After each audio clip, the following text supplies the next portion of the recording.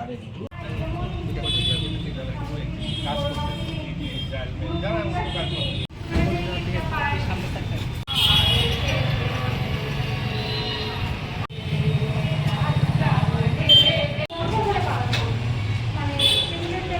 করে কেন এই জেলখানায় পরিদর্শন?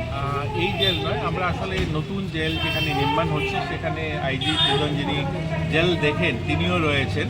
তো আমরা এসেছিলাম আমাদের যে জেলের নতুন জেলের কাজ চলছে, এই কাজটাকে কী করে আরও ত্বরান্বিত করা যায়, দ্রুত গতিতে কী করে সেটাকে শেষ করা যায়।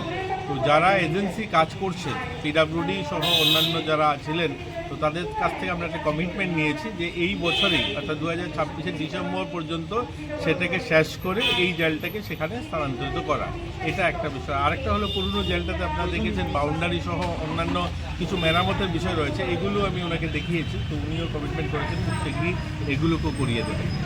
পুরনো জেলের এখানে মানে এখান থেকে জেল সরে যাওয়ার পর এখানে কি বিকল্প কোনো কিছু ভাবছেন? এগুলো ভবিষ্যৎ পরিকল্পনা দেখা যাবে, নিশ্চয়ই আমরা কোনো না কোনো কিছু করব।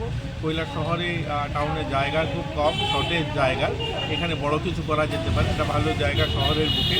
আমরা দেখবো সেগুলো এখানকার লোকের সঙ্গে কথা বলে স্থানীয়